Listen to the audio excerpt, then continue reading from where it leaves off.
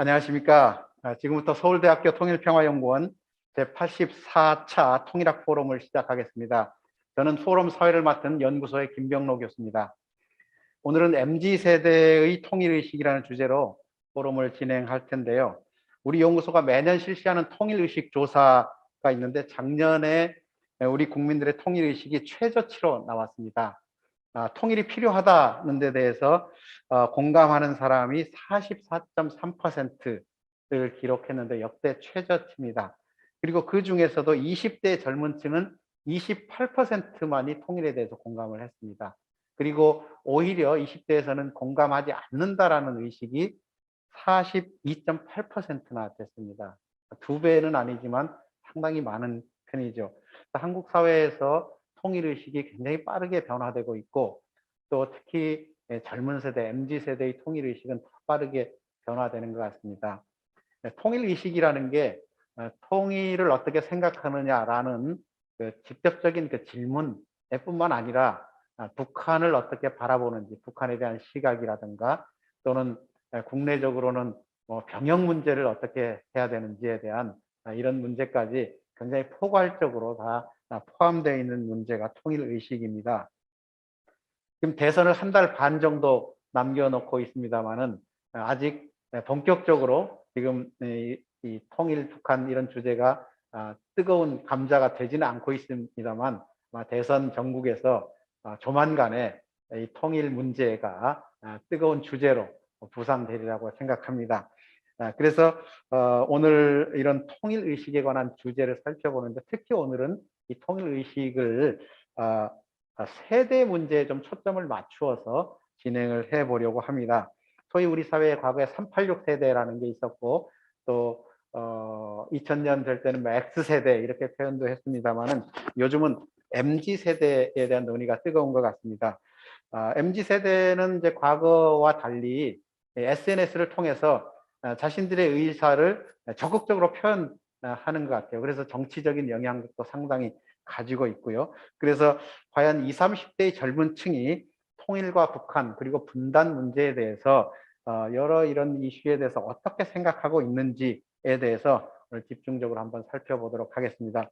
오늘 이 주제로 발제해 주실 분은 수원대 경제학부의 김성희 교수님입니다. 우리 김성희 교수님을 잠깐 소개해드리면 학부는 미국의 듀크 대학에서 경제학 전공을 했고요.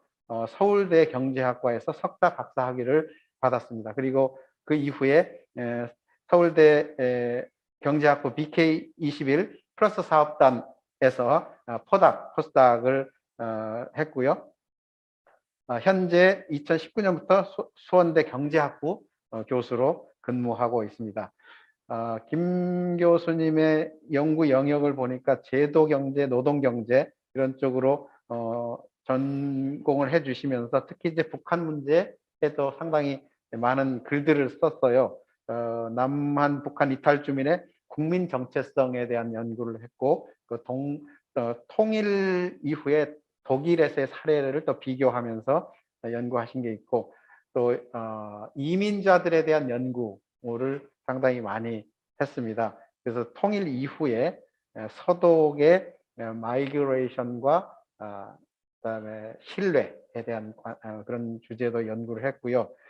또 북한 이탈 주민에 대한 시장 의식 같은 그런 연구들도 지속적으로 해오고 있고 또 북한과 관련돼서 인적 자원에 대한 문제로 경제학적으로 많이 접근하고 있습니다. 경제학 전공이면서도 북한 연구 또 탈북자 문제와 관련돼서도 많은 연구를 하고 계신 우리 김성희 교수님을 오늘 모셨습니다. 그러면 김성희 교수님께 제가 발제를 부탁드리는데 한 50분에서 1시간 정도로 발제를 해주시고 그 이후에 한 50분 정도 토론을 같이 하도록 하겠습니다. 그럼 김성희 교수님 부탁드립니다. 네, 감사합니다, 교수님. 먼저 이 자리에 초청을 해주셔서 굉장히 감사드리고 개인적으로 영광이라는 생각이 들고요. 제가 사실 이 자리에 설 만큼 어떤 통일이라는 주제에 대해서 전문가인지는 아직 자신이 없긴 하지만 오늘 제가 일방적으로 어떤 주제에 대해서 정보를 전달해 드리기보다는 제가 오늘 MZ세대의 통일의식에 대해서 저의 나름대로 생각을 말씀드리고 이것에 대해서 좀 여기 참여하고 계신 분들도 다 같이 논의를 해보는 자리가 되면 어떨까 싶습니다. 오늘 제가 MZ세대의 통일의식이라는 주제로 말씀을 드릴 텐데요. 일단 오늘 말씀드릴 주제에 대해서 간단하게 소개를 해드리자면 일단 MZ세대의 정의에 대해서 말씀을 드리고 그다음에 MZ세대의 통일의식을 좀 다양한 변수를 통해서 살펴보도록 하겠습니다. 이 서울대 통일평화연구원에서 발표하는 통일의식 조사 자료를 사용하였는데요. 이것을 이제 살펴보면은 장기적으로 봤을 때 MZ세대의 통일의식이 점차 약화되는 것을 볼 수 있습니다. 통일을 필요하지 않다라고 얘기하는 사람들의 비중이 높아지는 걸 볼 수 있는데요. 이렇게 약화된 통일의식이 혹시 MZ세대만의 가치관과 연관이 돼 있는지 그것을 세계 가치관 조사를 통해서 살펴보고 MZ세대의 관점에서 통일을 보았을 때 통일을 해야 되는 이유가 무엇인지에 대해서 조금 더 자세히 논의를 해보도록 하겠습니다. 그리고 향후 MZ세대 그리고 미래세대가 통일의식이 어떻게 변화될 것인지 또 미래세대의 그 통일에 있어서 그 직면하고 있는 과제에 대해서 또 말씀을 드리려고 합니다.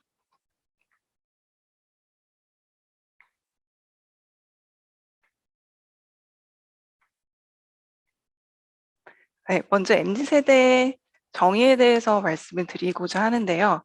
이거는 퓨 리서치 센터에서 발표한 자료를 제가 가져와 봤습니다. 미국에서는 세계 2차 대전이 40년대 중반에 끝났기 때문에 그 베이비 부모 세대가 46년생부터 64년생으로 정의가 됩니다. 그다음에 X세대가 65년에서 80년생, 밀레니얼 세대가 81에서 96년생, 그리고 Z세대가 97에서 2012년생으로 분류가 되는데요.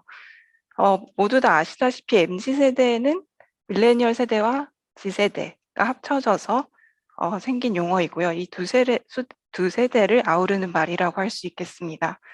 밀레니얼 세대의 경우에는 인터넷 세대라고 불리기도 하고 2000년대 후반에 미국에 큰 경제 위기가 왔었습니다. 이때 경제 활동을 시작한 세대라고 볼 수 있고요. Z세대의 경우에는 아이폰 세대라고 불리기도 하는데 아이폰이 처음 나왔을 때 이 세대는 10대가 채 되지 않았던 세대이고요. 그만큼 성장하면서 모바일 기기나 SNS로 소통하면서 성장하는 게 익숙한 그런 세대라고 볼 수 있습니다. 그것을 우리나라의 실정에 맞춰서 세대 분류를 다시 한 자료가 있어서 제가 가져와 봤는데요. 이것은 서울대 인구학 연구실에서 발표한 자료입니다. 우리나라의 경우에는 한국 전쟁이 50년대 중반에 끝난 건 아니지만 아무튼 그 전쟁의 여파가 중단이 되었기 때문에 베이비 부머 세대가 미국에 비해서는 조금 더 늦춰진 상태입니다. 그래서 1차 베이비 부머 세대를 55에서 64년생으로 분류를 하고요. 그 다음에 2차 베이비 부머 세대를 65에서 74년생으로 분류를 하게 됩니다. 2차 베이비 부머 세대는 과거에 386 세대라고 불렸던 세대이기도 하고요. 386 세대라고 부르는 게 조금 더 익숙하실 것 같습니다. 아무튼 이제 이 자료에서는 2차 베이비 부머 세대라고 제가 명칭을 사용하고 있습니다. X세대의 경우에는 75에서 84년생, 밀레니얼 세대가 85에서 96년생, Z세대가 97에서 2010년대 초반생으로 분류가 되고요. 오늘 제가 말씀드리는 세대에 관한 그런 얘기는 다 여기에서 사용된 세대 분류를 따르게 됩니다. 제가 오늘 여러 가지 데이터를 보여드릴 텐데요. 주로 사용한 데이터는 두 가지입니다. 먼저 통일평화연구원에서 발표한 통일의식 조사를 사용을 하고요.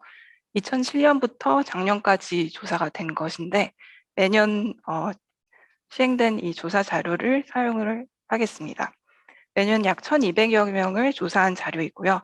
가치관 자료는 세계 가치관 조사라고 해서 전 세계적으로 각각 국가에서 시행되고 있는 가치관을 중점으로 둔 설문조사입니다.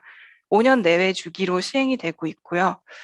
우리나라의 경우에는 80년대 초반부터 참여하긴 했는데 오늘 사용할 자료는 90년대 초반 자료부터 최근까지 2010년대 후반까지 자료를 사용을 하였습니다.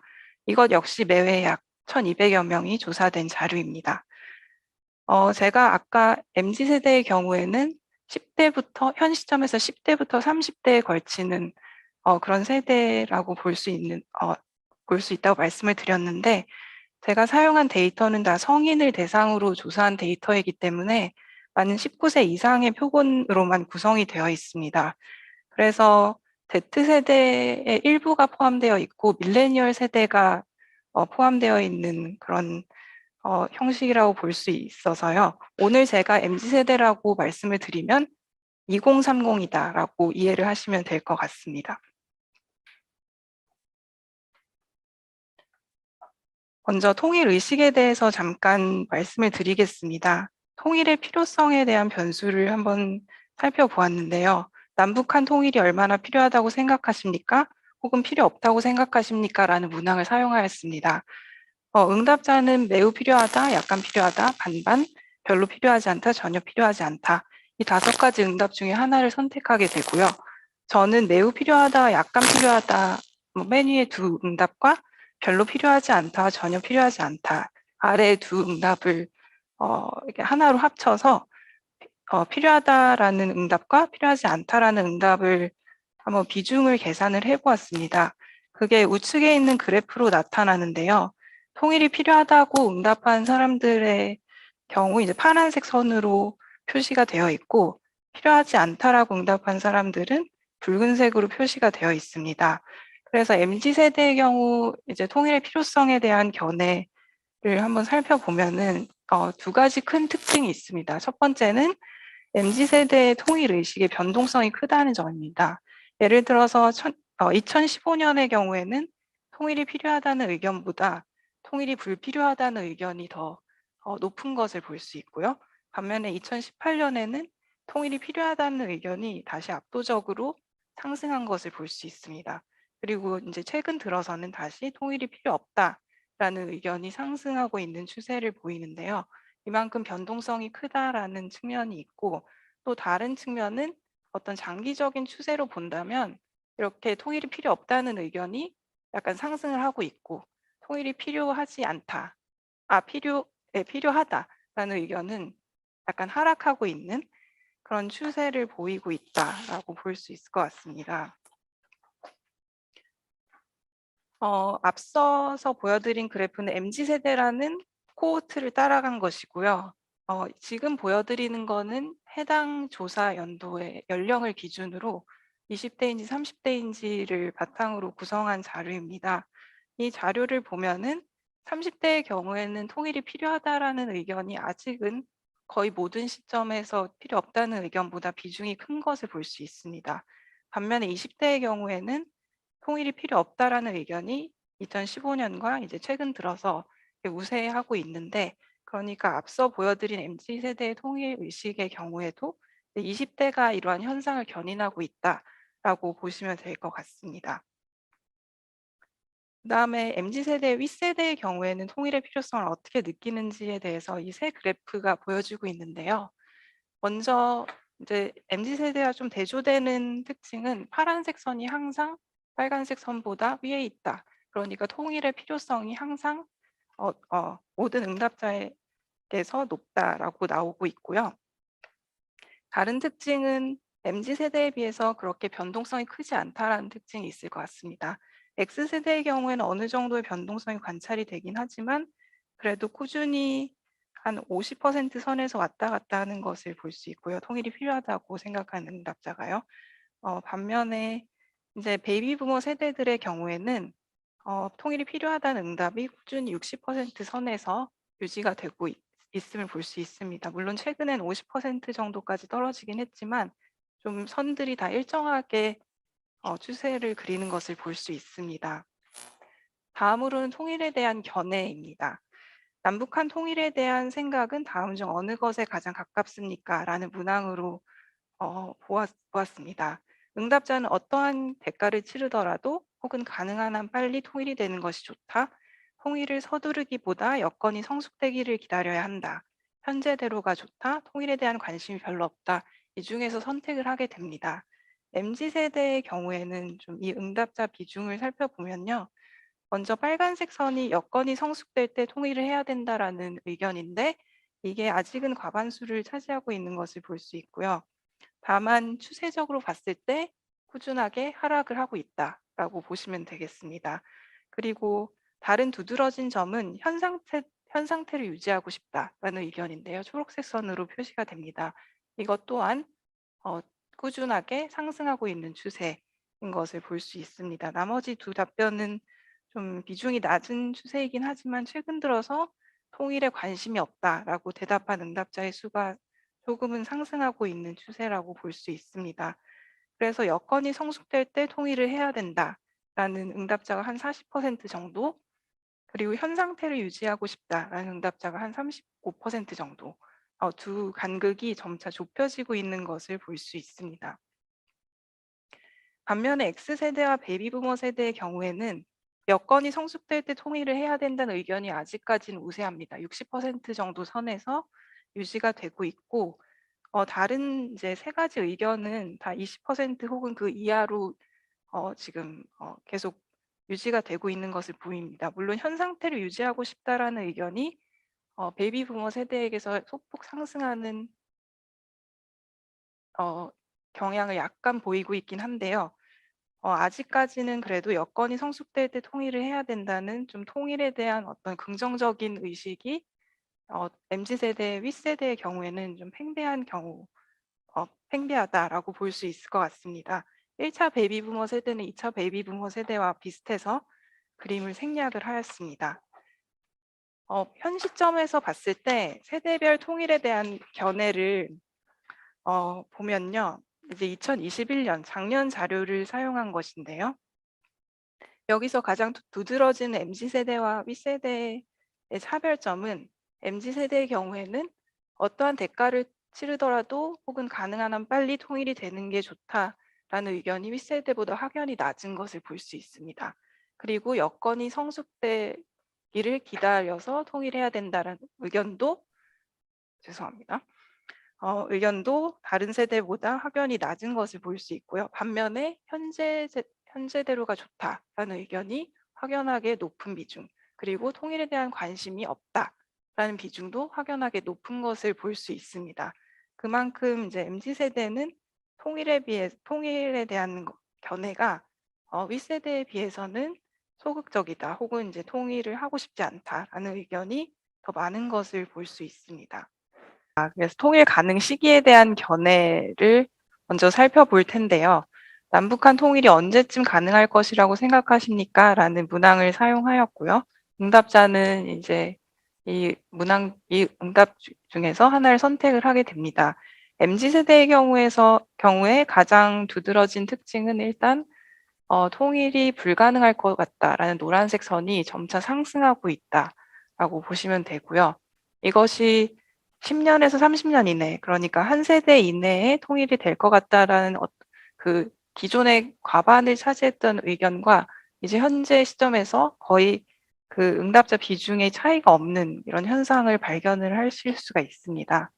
다른 세대와 비교를 해본다면 다른 세대는 아직 한 세대 이내에 통일이 가능할 것이다라는 이 붉은색 선이 한 60%, 40에서 50%, 그리고 60% 선에서 이제 왔다 갔다 하는 것을 볼 수 있는데요. 그만큼 통일 가능 시기를 조금 낙관적으로 보고 있다라고 보시면 될 것 같습니다.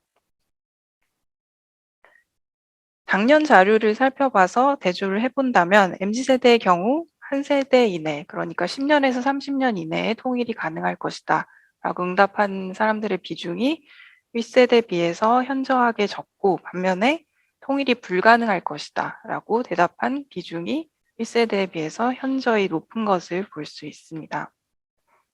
다음에는 북한에 대한 견해입니다. 이것은 북한이 우리에게 어떠한 대상이라고 생각하십니까? 라고 물어본 문항을 사용을 하였고요. 응답자는 지원 대상, 협력 대상, 선의의 경쟁 대상, 경계 대상, 적대 대상, 이렇게 이 중에 하나를 선택을 하게 됩니다. 사실 북한에 대한 견해는 세대 차이가 그렇게 모양상으로는 많이 관찰이 되지는 않습니다. 다만 협력 대상이라고 응답한 사람들의 비중이 MZ세대의 경우에는 약간 하락을 하고 있는 장기적인 추세가 보이고요. 현재 시점에서 한 40% 정도가 협력 대상이다라고 보는 반면 경계 대상이라고 응답한 응답자의 비중은 계속 장기적으로 상승하는 추세에 있어서 한 20%가 넘는 응답자들이 경계 대상이다라고 응답을 하고 있습니다. 그래서 MZ세대의 경우 이제 우측에 윗세대 그래프를 그려놨는데 빨간색과 노란색 선의 간극이 윗세대에 비해서는 조금 적다. 그러니까 협력 대상으로 보는 것보다 경계 대상으로 보는 사람들의 비율이 상대적으로 높다라고 보시면 될 것 같습니다. 작년 자료로 봤을 때도 이 현상을 좀 두드러지게 관찰하실 수 있는데요. 협력 대상이라고 응답한 응답자의 비중이 MZ세대에 비해서 MZ세대가 윗세대에 비해서 적고 반면에 경계 대상과 적대 대상이다. 좀 부정적인 대상으로 보는 응답자의 비중은 윗세대에 비해서 높은 것을 볼 수 있습니다. 북한 정권의 대화 타협 가능성을 보여드리겠습니다. 통일을 함께 논의할 상대로 북한 정권이 대화 타협이 가능한 상대라고 생각하십니까? 라는 문항을 사용하였고요. 매우 가능하다, 어느 정도 가능하다라고 답변한 응답자의 비중을 우측에 있는 그래프로 세대별로 그려보았습니다. 우측에서 보시면 아시듯이 세대별 그렇게 간극의 차이가 높다고 얘기할 수는 없을 것 같습니다. 모든 세대가 남북 관계에 따라서 북한 정권의 어떤 신뢰의 그 여부를 조금 그 남북 관계에 따라서 다르게 응답을 하고 있는 것을 볼 수 있는데요. 다만 MZ세대의 경우 파란색 선인데 모든 세대에 비해서 이제 모든 시점에서 조금 낮은 비율을 차지하고 있고 최근 들어서 그 MZ세대의 경우 북한이 대화 타협이 안 된다라고 보는 경향이 더 짙어지고 있습니다. 그래서 이쯤에서 한번 궁금증이 생기실 수 있을 텐데요. MZ세대가 생각하는 통일과 윗세대가 생각하는 통일이 과연 다른 통일인가? 라고 이제 궁금하실 수 있을 것 같습니다. 그래서 이제 MZ세대와 BMZ세대로 나누어서 각각의 세대가 선호하는 통일 체제가 무엇인지를 표로 나타냈는데요. 먼저 통일이 필요하지 않다라고 응답한 사람들의 경우에는 세대 간의 차이가 보이지 않습니다. MZ세대 중에 통일이 필요하지 않다라고 응답한 사람들 중에서 선호하는 통일 체제의 비중과 BMZ세대 중에 통일이 불필요하다고 응답한 사람들 끼리 봤을 때 선호하는 통일 체제의 그 응답 비중이 거의 비슷한 것을 볼 수 있습니다. 반면에 통일이 필요하다고 응답한 사람들은 약간 이제 MZ세대와 BMZ세대 간의 차이가 보이는데요. 먼저 통일이 필요하다라고 응답한 MZ세대의 경우에는 남한 체제를 유지하는 그리고 하나의 국가로 되는 그런 좀 어떻게 보면 전통적인 통일을 선호하는 그런 경향이 BMZ세대에 비해서 높습니다. BMZ세대의 경우에 한 40% 정도만이 남한 체제를 유지하는 통일을 원하는데 MZ세대의 경우에는 한 57%, 훨씬 더 높은 수치로 남한 체제를 유지하는 통일을 선호하고 있고요. BMZ세대의 경우에는 남한 체제를 유지하는 선택지 그리고 남북의 체제를 절충하는 이 두 가지 선택지가 비중이 거의 비슷합니다. 특히 2차 베이비 부머 세대, 386 세대라고 불리는 이 세대의 경우 남북 체제의 절충안이 남한 체제 절충안보다 더 높은 것을 확인을 했고요. 위의 세대로 갈수록 이 어떤 체제의 절충에 대한 비중이 MZ세대에 비해서는 조금 높은 선호도를 나타내는 것을 관찰할 수 있었습니다. 통일의 이미지도 비슷한 결과를 보이는데요. 통일이 불필요하다고 응답한 사람들의 경우에는 통일에 대한 이미지가 그 분포 비중이 비슷합니다. 남북 하나의 국가가 통일이다라고 생각하는 사람들이 한 65에서 66%, 남북 간 경제 협력이 통일이다라고 생각하는 사람들이 10%가 좀 안 되는 비중, 그리고 사람과 물자가 자유왕래하는 것이다 라고 생각하는 사람들의 비중이 20% 정도로 이렇게 분포가 비슷한데, 통일이 필요하다고 응답한 사람들의 경우에는 MZ 세대의 경우에 그 남북이 하나의 국가로 되는 것이라고 응답한 비중이 63%로 비MZ 세대 53%보다 훨씬 더 높은 수치를 기록을 하고 있습니다. 그래서 MZ 세대의 경우에는 B세대보다 통일이라는 것을 생각했을 때 조금 이제 전통적인 그 기존에 우리가 가져왔던 그런 통일의 이미지와 거의 같은 이미지로 생각을 하고 있는 경향이 강하다라고 보시면 될 것 같습니다.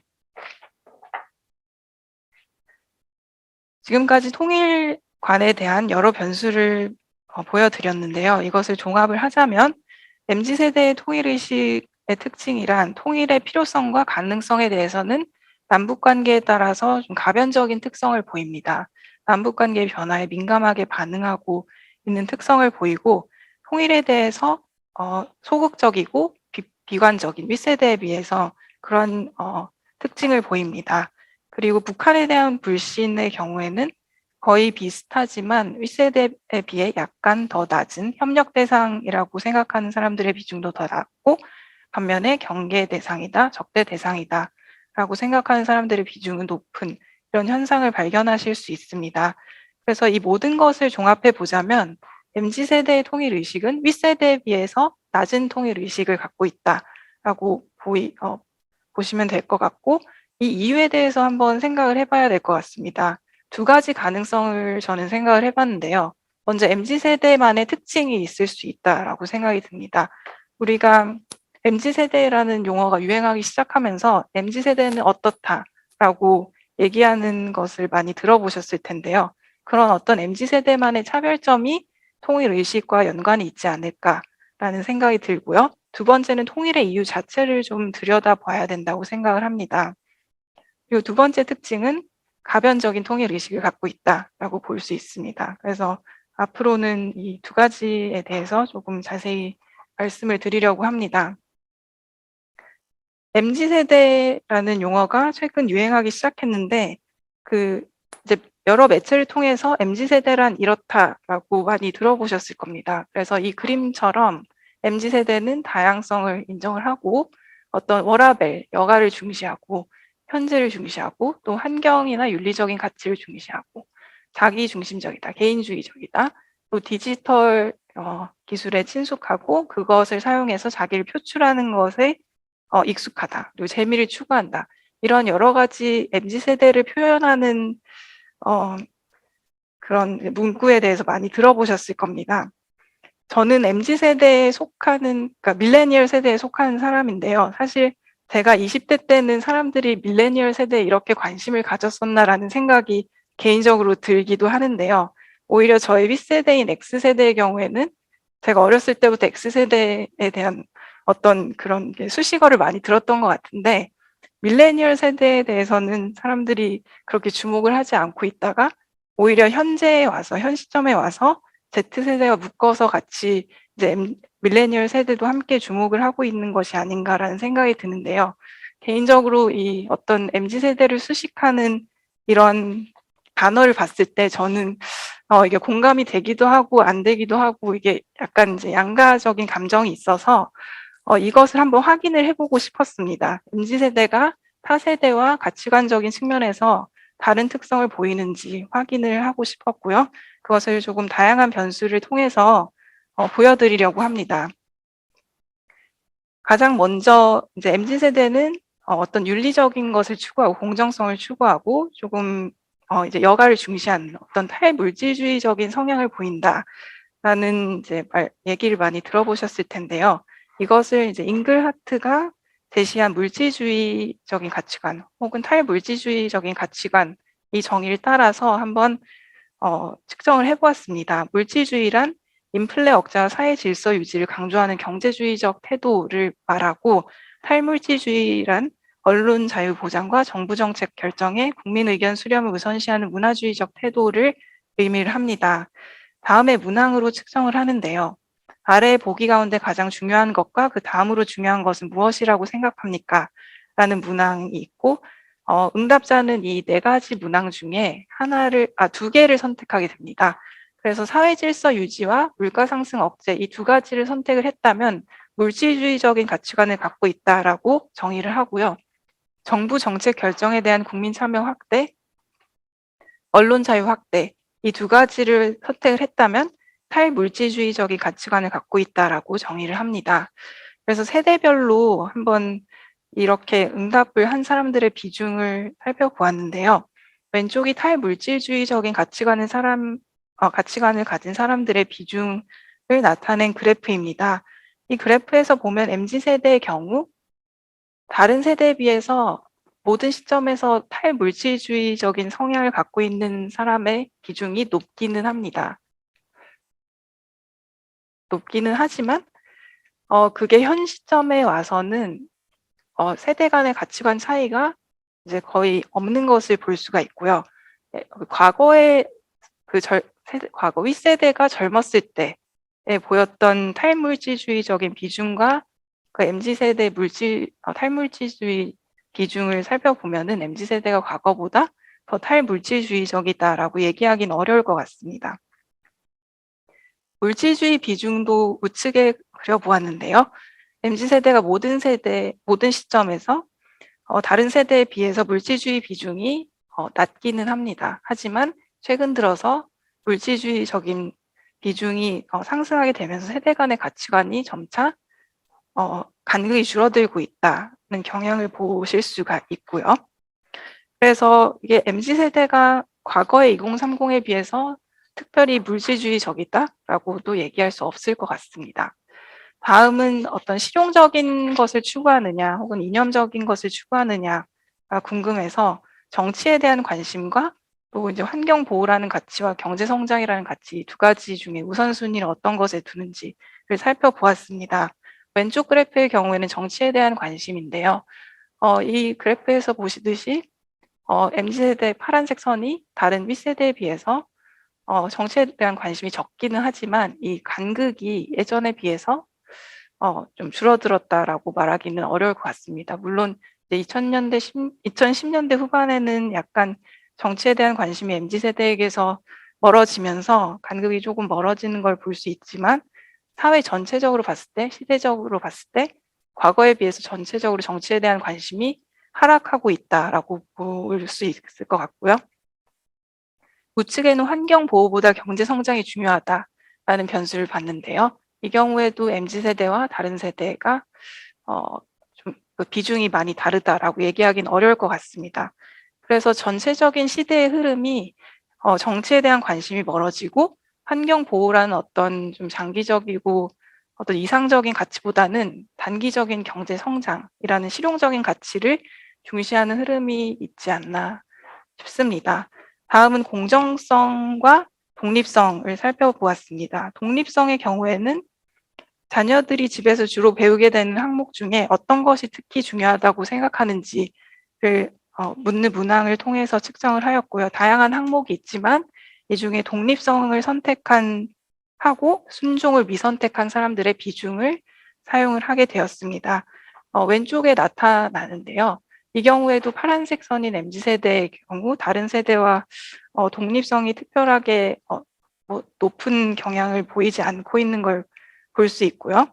우측에는 무임승차가 정당화될 수 있는지에 대한 의견을 나타낸 그래프입니다. 절대 정당화될 수 없다가 1이고 언제나 정당하다라는 것이 10인데 그러니까 수치가 낮을수록 정당화될 수 없다라는 어떤 공정성에 대한 의식이 크다라고 보실 수 있을 텐데요. MZ세대가 타 세대에 비해서 이 선이 낮게 위치한다라고 볼 수는 없을 것 같습니다.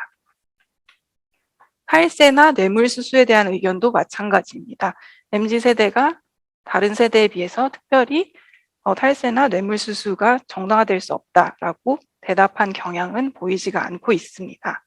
그래서 공정성에 대한 의식도 다른 세대와 그렇게 다르지 않다라고 보여지고요. 정치 성향과 국가 자긍심 이 항목의 경우에는 가장 어떻게 보면 여태까지 보여드렸던 변수에 비해서 MZ세대가 좀 차별화되는 그런 경향이 보여지긴 하는데요. 일단 모든 시점에서 MZ세대가 진보적인 성향을 항상 띠고 있는 것을 볼 수 있고요. 우측에는 국가 자긍심을 나타내는 그래프인데 최근 들어서 국가 자긍심이 낮아지고 있는, 수치가 높을수록 전혀 자랑스럽지 않다라는 것인데 이 수치가 점차 높아지는 것을 볼 수 있습니다. 하지만 과거의 세대가 젊었을 때와 비교를 해본다면 이 역시도 과거의 세대가 진보적이었을 때가 있었는데 그게 이제 현재 MZ세대보다 덜 진보적이거나 보수적이냐 그렇게 얘기할 수는 없을 것 같습니다.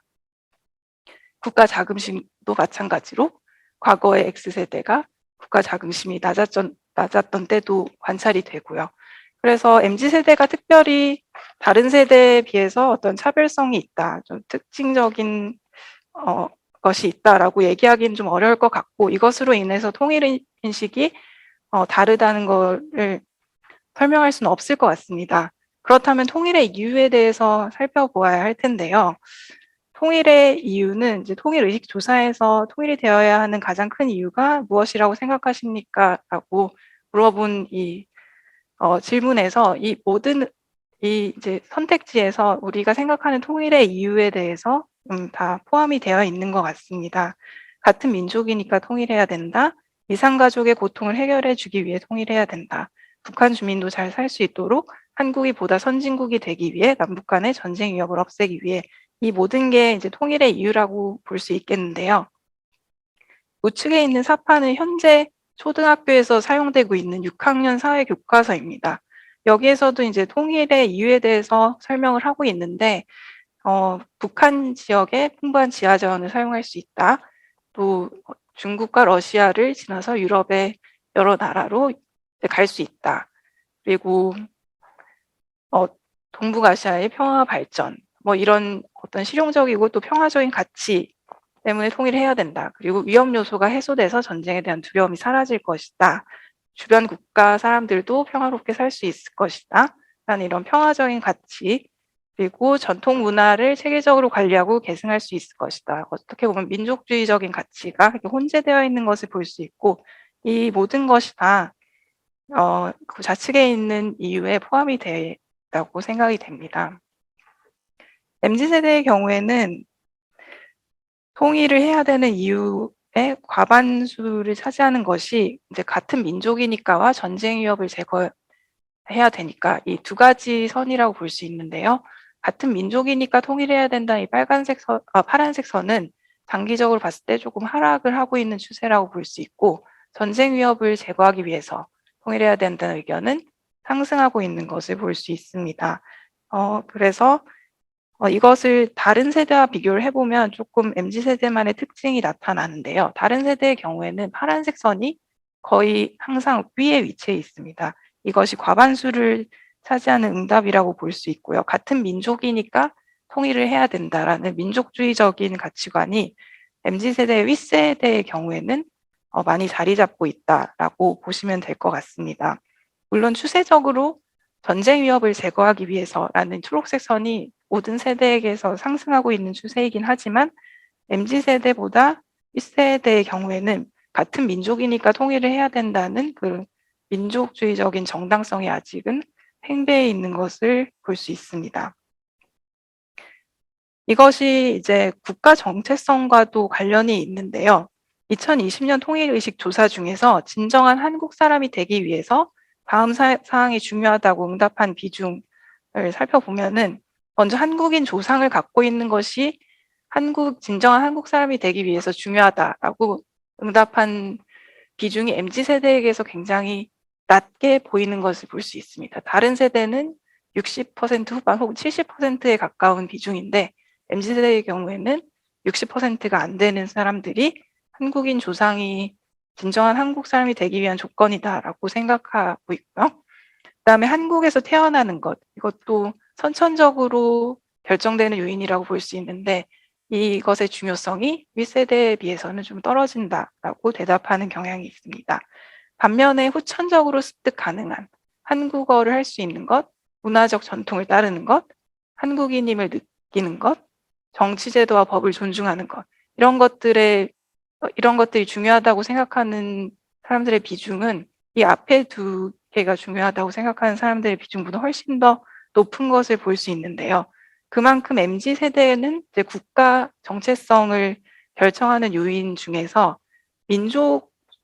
같은 민족이니까 한국인이다라고 생각하는 경향성이 더 낮다라고 볼 수가 있고요. 이러한 이유 때문에 같은 민족이니까 통일해야 된다는 이유는 MZ 세대에게서 공감을 얻기가 어려울 수 있다라고 보여집니다. 다른 변수로도 이 사실을 조금 알 수 있는데요. 한국에 거주하는 아래 이주자에 대해서 얼마나 친근하게 느껴지십니까? 라는 문항을 통해서 이제 탈북민, 동남아시아인, 중국인, 일본인, 미국인 이 각 집단에 대한 친근도를 조사를 해본 항목이 있습니다. 여기에서 이제 MZ세대가 느끼는 가장 친근한 외국인은 미국인이라고 볼 수 있고요. 그 다음에 탈북민과 동남아시아인의 그 친밀도가 거의 비슷한 것을 볼 수 있습니다. 20% 정도. 그 다음에 일본인, 그 다음에 중국인. 이렇게 우선순위를 표시를 할 수 있을 것 같고요. BMZ세대의 경우에는 미국인에 대한 친밀도가 MZ세대와 비슷합니다. 그렇지만 탈북민에 대한 친밀도가 MZ세대는 한 20% 정도인데 BMZ세대의 경우 26%로 조금 높은 것을 볼 수 있고요. 이것을 통해서도 MZ세대가 탈북민, 같은 민족이지만 이제 느끼는 친밀도에 있어서는 윗세대에 비해서는 좀 멀게 느껴진다라고 보실 수 있을 것 같습니다. 그래서 MZ세대가 통일을 봤을 때, 통일을 해야 될 이유가 사실 점차 약화되고 있다라고 보시면 될 것 같습니다. MZ세대의 가치관 측면에서는 타 세대와 어떤 차별점을 보이지 않는데 추세적으로 통일의식이 약화되는 것은 통일의 이유가 설득력을 잃어가고 있기 때문인 것으로 보이는데요. 같은 민족이니까 통일을 해야 된다. 민족주의적인 가치관, 그리고 북한 주민도 잘 살 수 있도록, 그러니까 북한 주민도 잘 살 수 있는 것이 중요한 이유는 같은 민족이기 때문이라는 건데, 이런 어떤 민족주의적인 그 인식이 약화되고 있기 때문에 설득력을 잃어가고 있는 이유라고 볼 수 있고요. 이산가족의 고통을 해결해 주기 위해서 통일해야 된다는 것도 이산가족의 경우 굉장히 이제 윗세대의 이야기이기 때문에 이 세 가지 이유가 설득력을 잃어가고 있다라고 보시면 될 것 같습니다. 반면에 실리적인 이유, 한국이 선진국이 되기 위해서 남북 간의 전쟁 위협을 없애기 위해서는 젊은 세대층에서도 비중이 꽤 높은 것이 이유이기도 하지만 일단 한국의 발전을 위해서 통일해야 된다는 이 의견은 한국이 지금 점차 선진국이 이미 되었고 되어가고 있는 과정 속에서 통일의 정당성을 좀 뒷받침하기는 어려운 이유가 되지 않나라고 라고 생각이 되고요. 또 남북 간의 전쟁 위협을 없애기 위해서도 만약에 통일이 아니고 평화를 이제 달성할 수 있는 어떤 대안이 있다면 그 통일을 지지하지 않는 이유일 수도 있습니다. 이것은 대북 정책의 가장 우선시되어야 할 목표를 나타낸 표인데요. 이것은 세대별로 그렇게 큰 차이를 보이고 있지 않지만 이 표에서 보실 수 있듯이 MZ세대의 경우에도 윗세대와 마찬가지로 남북 통일보다는 평화적 공존이 대북 정책의 가장 우선시되어야 할 목표라고 대답을 하고 있습니다. 그래서 만약에 이 평화가 달성 가능하다면 굳이 통일을 겪지 않아도 이제 된다라고 생각하는 사람들의 비중이 높아질 수 있습니다. 제가 아까 MZ세대의 통일 의식은 변동성이 크다라고 말씀을 드렸는데 이제 변동성이 언제까지 커지냐, 어느 나이까지 이렇게 현재 사건의 영향을 받고 어느 나이부터는 영향을 덜 받게 되느냐, 이게 궁금하실 수도 있을 것 같습니다. 이것에 관해서 사회과학에서 연구가 진행이 되었는데요. 청소년기에서부터 청년 초기에 이르는 경제적인 선호 혹은 정치적인 어떤 견해 형성에 중요한 시기를 impression of years라고 합니다. 한국어로는 민감한 시기라고 번역이 되기도 하는데요. 심리학 연구에서 18세에서 25세 연령대의 사회적인 이슈 그리고 정치적인 견해의 안정성이 그 26세 이상의 연령대보다 유의미하게 떨어진다라는 연구가 있었습니다. 그래서 그 이후에 이제 경제학과 정치학 연구에서도 다양한 어떤 경제적인, 정치적인 경험이 이제 개인의 정책 선호도 그리고 어떤 주식 투자 경향, 이런 위험 선호도에 영향을 미치는지에 대해서 살펴보았는데요. 이런 민감한 시기에 겪었던 경험들이 개인의 정책 선호와 행동에 영향을 준다라는 근거가 많이 있습니다. 그럼 이쯤에서 이제 통일 의식에 영향을 주는 요소가 무엇일까? 이 민감한 시기에 통일 의식에 영향을 주는 요소가 무엇일까 한번 생각을 해본다면, 첫 번째가 통일 교육이 있을 것 같고요. 두 번째는 어떤 남북 관계 상에서의 어떤 경험, 사건 같은 게 있을 것 같습니다. 먼저 통일 교육의 역할을 한번 살펴본다면요. 그동안 다음과 같은 내용을 학교 교육을 통해 배운 적이 있습니까? 있다면 어떤 기억에 얼마나 남아 있습니까? 라는 항목을 좀 살펴보았습니다. 통일 교육과 갈등 해결 교육의 경우, MZ세대의 경우 많이 기억을 하거나 매우 많이 기억을 한다라고 대답한 사람들의 비중이 굉장히 적은 것을 볼 수 있습니다. 대부분의 MZ세대가 조금 기억한다 혹은 거의 기억이 나지 않거나 배운 적이 없다라고 대답을 하고 있고, 통일 비용과 이익 교육도 마찬가지의 패턴을 보이고 있습니다. 그래서 통일 교육이 어떤 민감한 시기에 통일 의식을 결정하는 그런 중요한 변수인 것 같지는 않는 것으로 보입니다. 다음은 어떤 남북 간의 사건이 있을 것 같은데요. 그냥 보여드리는 표는 이제 김병조 연구에서 세대별로 청소년기에 겪은 남북 그 관계 사이에서 일어난 사건, 키워드를 정리한 것입니다. 이 논문의 경우 제가 오늘 사용한 세대 분류와는 조금 다른 명칭을 사용하고 약간 그 출생 연도 구분이 차이가 있긴 하지만, 제가 대응되는 세대를 이제 왼쪽에 표기에 놓긴 하였는데요. 밀레니얼 세대의 경우에는 외환위기를 겪고 남북 정상회담, 그 북한 이탈 주민이 좀 곳곳에서 보이는 그런 일상화, 그리고 또 북한 핵 개발, 천안함 폭침 등의 긍정적이고 부정적인 경험을 골고루 한 세대이다라고 보실 수 있을 것 같습니다. 이 논문에서는 근데 청소년기를 좀 중요한 시기로 봤는데, 저는 개인적으로 우리나라 실정에 맞는 민감한 시기는 조금 더 늦춰져야 되지 않나라고 생각이 듭니다. 왜냐하면 청소년기에는 우리나라의 경우 좀 입시에 치중하는 경향이 있기 때문에 어떤 시사적인 이슈에는 관심이 없을 수 있고요. 또 사회 진출 시기가 해외에 비해서는 한 2, 3년 정도 늦는 경향이 있기 때문에 우리나라 실정에서는 민감한 시기를 한 30세 정도, 만 30세 정도로 보는 것이 맞지 않나 싶고요. 일단 최근 20년간 남북 간에 일어났던 주요 사건을 제가 표로 정리를 해봤습니다. 좀 짜잘한 사건은 빼고 좀 큼직한 사건만을 정리를 해놨는데요. 노란색으로 표시한 게 좀 긍정적인 어떤 사건, 회색으로 표시한 것은 부정적인 사건입니다. 그리고 조금 애매한 것은 녹색으로 표시를 했는데요.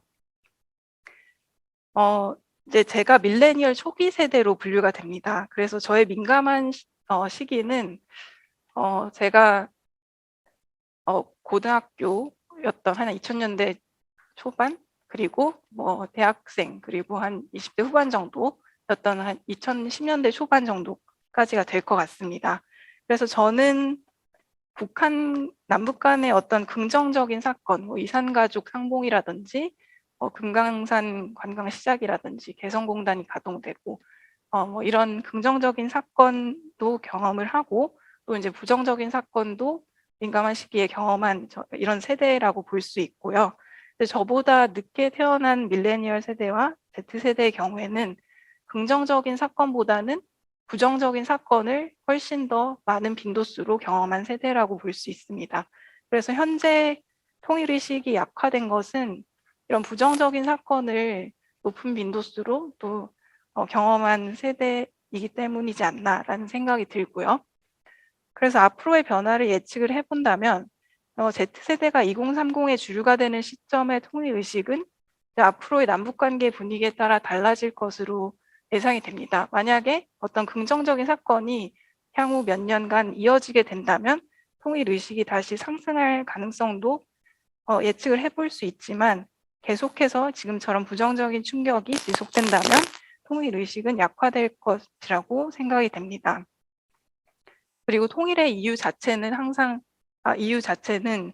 민족주의적 정당성이 점차 약화되고 있기 때문에 계속 부정적인 통일 의식이 좀 이어질 가능성도 배제할 수 없을 것 같습니다. 그리고 이제 또 생각해 보아야 할 점은 이제 남북 주민 간에 어떠한 교류가 발생할 때에 이제 관찰될 보이지 않는 벽에 대한 문제입니다. 독일의 경우에는 통일 이후에 머릿속에 있는 벽이라고 해서 통일 후 동서독 주민 간 보이지 않는 문화 및 정신적인 분단이 있다고 얘기를 하게 되는데요. 독일의 경우에는 통일로 인해서 동독 주민들은 굉장히 큰 경제적인 충격을 경험해서 실업률이 80%에 이르는 그런 충격을 경험을 했고, 상대적으로 낮은 임금 그리고 연금이 깎이는 그런 어려움을 겪고 또 차별을 겪었습니다. 서독 주민도 나름대로 통일의 재정적인 부담을 감당을 하면서 이 각자가 갖고 있는 통일로 인한 부담이 있는데요. 2020년에 진행된 설문조사가 있습니다. 통일이 된 지 30년쯤 된 시점에서 진행된 조사임에도 불구하고 동독 주민과 서독 주민 간의 생각의 차이가 엿보이는데요. 평화적 체제 전환을 위해 동독 주민들이 들인 공을 인정해야 된다라는 문구에 동독 주민은 70%가 동의했는데 서독 주민은 반 이하가 동의를 했고요. 서독 주민들의 통일을 위한 노력에 감사해야 된다라는 문구에는 서독 주민은 반 이상이 동의를 했는데 동독 주민은 4분의 1 정도밖에 동의를 하지 않았습니다. 그리고 2010년대 중반, 그러니까 통일이 진행되고 한 25년쯤 됐을 때 진행된 설문조사에서도 동서독 주민 간의 서로의 편견이 아직 자리 잡고 있는 것을 보실 수가 있는데요. 서독 주민들이 생각했을 때 서독 주민들이 동독 주민을 생각을 했을 때 그 생각나는 단어가 요구사항이 많다, 불만이 많다, 아는 체 한다. 이런 부정적인 그런 편견이 자리 잡고 있는 걸 볼 수 있고, 또 동독 주민이 생각한 서독 주민은 오만하다, 아는 체 한다, 이기적이다. 이런 또 부정적인 키워드가 생각이 난다고 합니다. 반면에 동독 사람들이 자기 자신들을 봤을 때 겸손하다, 부지런하다, 가족 간 유대가 깊다.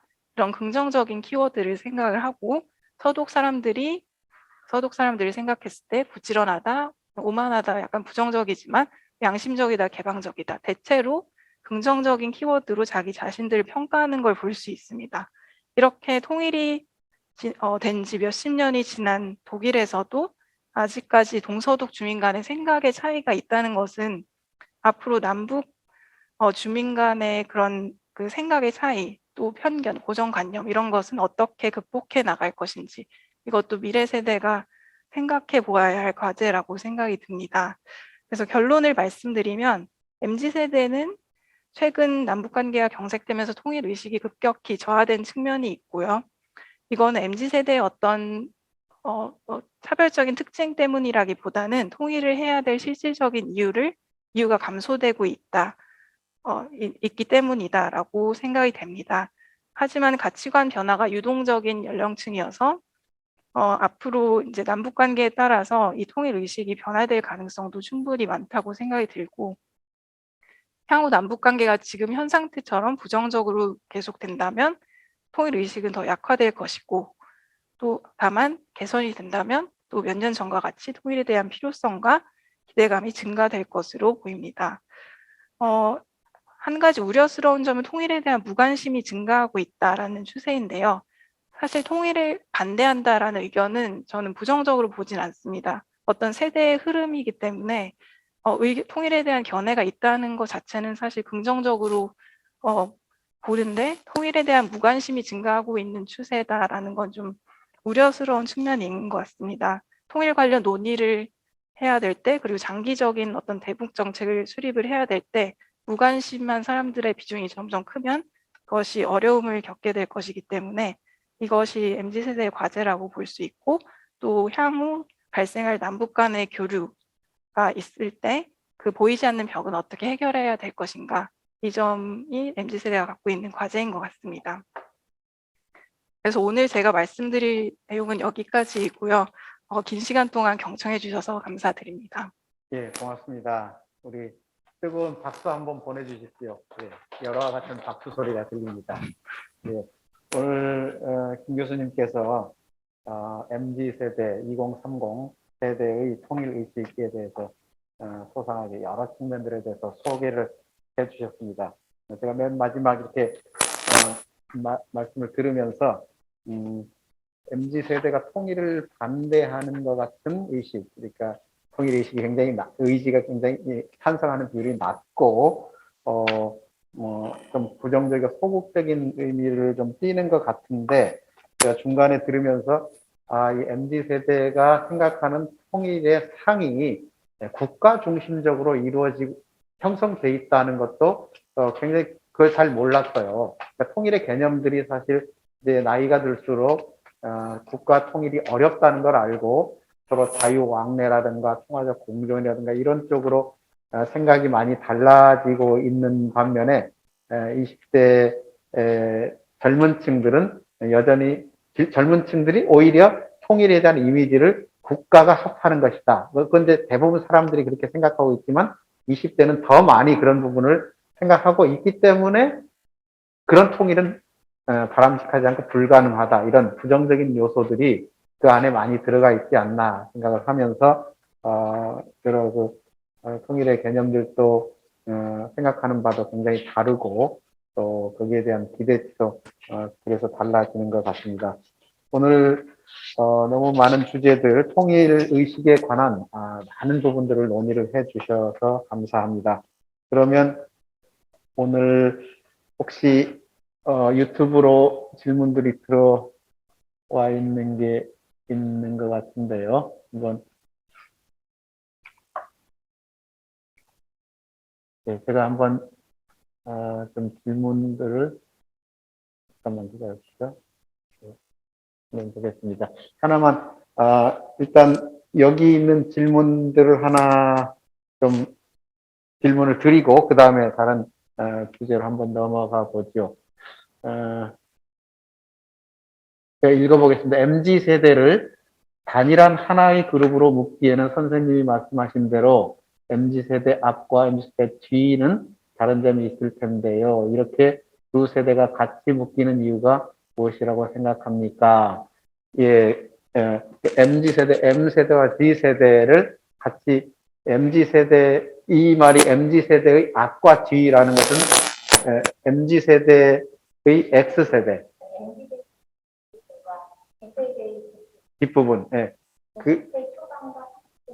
예, 20대 초반과 30대까지를 다 이렇게 묶었는데 요즘 말하는 게 MZ 세대를 그렇게 묶는 이유가 무엇인지 그 얘기를 좀 질문을 해주셨는데 그것은 이제 아마 이제 우리가 좀 토론을 잠깐 초반에 해야 되는 부분이 세대 구분에 관한 그 문제가 있을 것 같아요. 그러니까 세대를 과거에 우리가 일반적으로 한국 사회가 발전해 오는 과정에서는 지금 현재 정치의 주류 세력인 386 세대, 386 세대라는 그런 개념으로 분류를 했고 그 이후에 2000년 새로운 2000년 밀레니엄을 겪으면서 그 시대를 X세대, 뭔가 새로운 세대라는 의미로 X세대라는 말을 한동안 사용했던 것 같아요. 그러다가 이제 이래저래 좀 논의가 되다가 최근에 MZ세대 이렇게 또 묶이는 것 같은데요. 베이비붐 세대 저 위쪽에 있고. 그래서 지금 구분해주신 세대와 관련돼서 지금 질문 들어오는 내용대로 M과 D 세대를 같이 묶는 어떤 특별한 이유가 있는지 그런 질문인 것 같은데요. 네, 사실 저도 MZ세대라는 용어가 최근 유행하기 시작하면서 왜 밀레니얼 세대와 Z세대가 같이 묶여야 하는지에 대한 궁금증이 있긴 합니다. 사실 뚜렷한 답변을 못 드릴 것 같고요. 제가 추측하는 바로는 Z세대는 아직 20대 중반까지로 분류가 됩니다. 2010년대 초반생부터 1997년생이기 때문에 20대 중반 정도가 될 것 같은데요.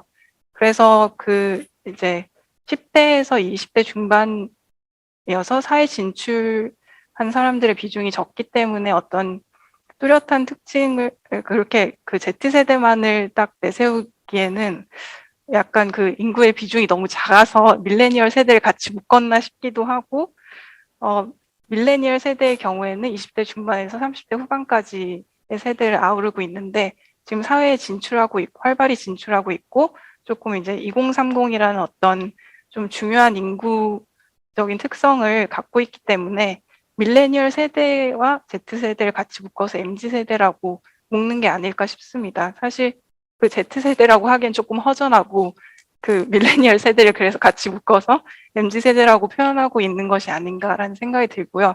개인적으로 저는 밀레니얼 초기 세대이기 때문에 저는 굉장히 제 세대가 무난하다고 생각이 듭니다. 그래서 오히려 X세대는 굉장히 개성이 강한 세대라고 저도 머릿속에 인식이 박혀 있는데 그 X세대에 비해서는 굉장히 무난한 세대가 아닌가 생각이 들고 최근 이제 부상하고 있는 Z세대에 비해서도 좀 무난한 것 같은데 좀 끼어있는 세대가 아닌가라는 생각이 드는데요. 그럼에도 불구하고 밀레니얼 세대가 20대 중반부터 30대까지 이렇게 좀 중요한 연령층을 담당하고 있기 때문에 MZ세대로 묶어서 사람들이 생각하는 것이 아닌가라고 생각을 하고 있습니다. 예. Z세대는 아직 이머징 하긴 하지만 상당한 파워로 세력으로 아직 볼 수 없는 좀 연령층도 그렇고 그래서 이제 MZ세대를 같이 묶어서 보는 게 아닌가 그런 생각이 듭니다. 이전에 이제 X세대라는 얘기를 할 때 그러면 이제 그 후에는 Y세대, G세대 이렇게 될 거라는데 이제 G세대가 나왔어요. 네. 그러면 G세대 다음은 무슨 세대 뭘로 붙입니까? A세대로 다시 돌아가나요? 어떻게 되나요? 어떻게 하다가 이렇게 G세대까지 와버렸는지 모르겠네. 그러면 이제 좀 이걸 좀 앞으로 좀 고민을 해야 될 것 같은데요. 어쨌든 제가 첫 번째 이 세대 구분에서 또 한 가지 좀 짚고 갈 것은 지금 이제 예를 들면 베이비붐 세대 제2 2차 베이비붐 세대라고 할 수 있는 50대 연령층 혹은 이제 전통적으로 386 세대라고 부르는 그런 세대와 또 이제 여기 아까 이제 그다음 X세대의 사회적 경험들, 그다음에 MZ세대의 경험들을 이렇게 쭉 써주셨는데 김병조 교수님이 2015년 이 기준은 이제 5년 전 얘기이기 때문에 그때 당시로 이렇게 구분을 했던 것 같고 지금 기준으로 하면 약간 밀레니엄 세대가 아마도 외환 위기보다는 금융위기를 좀 더 치명적으로 겪지 않았을까 싶은 생각도 드는데, 외환위기도 조금 들어가겠지만, 그래서 그거 이제 구분이 좀 다르긴 한데요. 어쨌든 이제, 이걸 종합적으로 봤을 때 우리 김 교수님께서 MZ세대가 여러 면에서 지금, 저도 처음에 이렇게 포럼을 시작하면서 매우 의식이 다를 것이라고 이렇게 가정을 하고 제가 말씀을 드렸는데, 김 교수님 얘기를 들어보면, 다른 것보다는 크게 다르지 않다라는 부분도 많이 말씀해 주셨어요. 그래서 제 느낌에는 특히 이제 탈물질주의적인 성향 그리고 여기 발표에도 MZ세대의 그 여러 특성 중에 다양성을 인정하고 여가를 중시하고 또 환경윤리적인 가치라든가 좀 자기중심적 소비 이런 디지털에 좀 익숙하고 또 재미를 추구하고 이런 MZ세대 특징을 쭉 얘기해 주시면서 그런 특징들을 일반적으로 얘기하는데 우리 김 교수님께서는 오히려 탈물질주의가 다른 세대보다는 높기는 한데 그러나 이 추세로 보거나 또 세대 간의 격차로 보면 지금 현재는 그렇게 차이가 많이 나는 거 아니다. 그러니까 다르지 않다. 이런 얘기를 몇 번 해주셔서 그 부분에 대해서는 혹시 정말 그렇게 생각하시는지 크게 다르지 않다는 부분들이 더 많은지 아니면 어떤 부분에서 더 많이 차이가 나는지 그 전체적으로 한번 말씀해 주실 거 있으면 해주세요. 저도 이제 개인적으로 아까 보여드렸던 어떤 MZ세대만의 특징, 흔히 이제 매체에서 얘기하는 MZ세대만의 특징은 이런 것이다. 뭐 개인주의적이다, 뭐 공정성을 더 추구한다. 이런 다양한 특징이 있는데 실제로 저는 그렇다고 저도 생각을 해서 그것을 한번 통계적으로 확인을 해보고 싶었습니다. 데이터로 한번 확인을 해보고 싶어서 그런 것들이 통일 의식을 약화시키는 것이 아닐지 확인을 해보는 차원에서 이렇게 여러 가지 변수를 한번 그려본 것인데요. 제 예상과는 다르게 세대 간의 가치관의 차이가 점차 줄어들고 있는 것을 보고 저도 사실은 좀 놀랐습니다.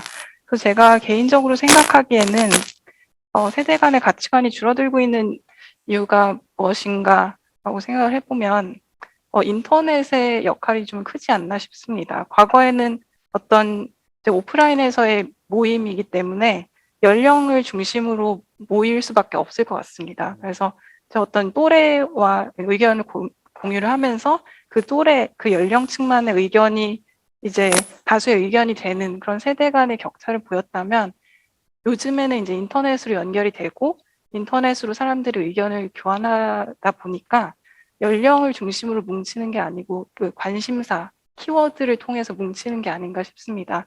그렇게 되면은 사실 인터넷상의 공간이기 때문에 오프라인에서처럼 나이를 신경 쓰지 않아도 되고요.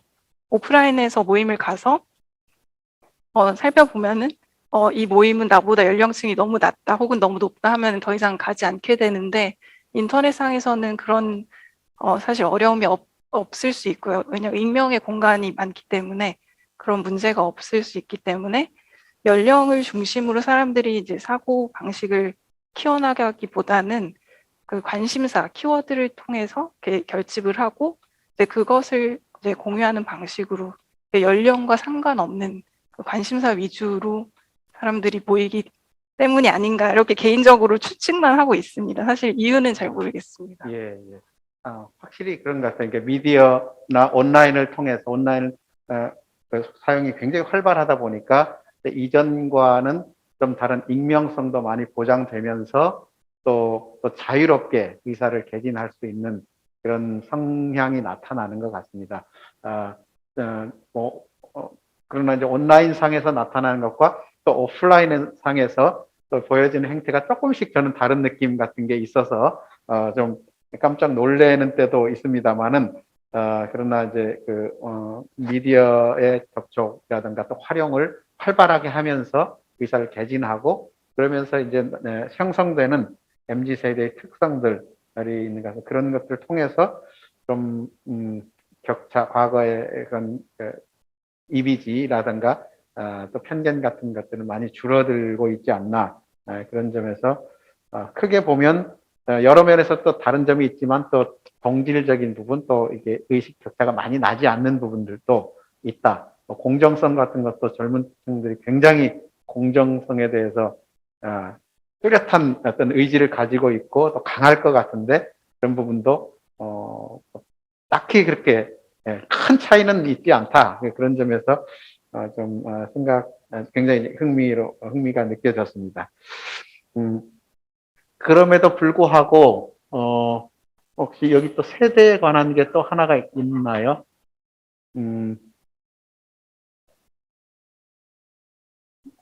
제가 이걸 원래 활용을 잘 못해. 잠깐만요.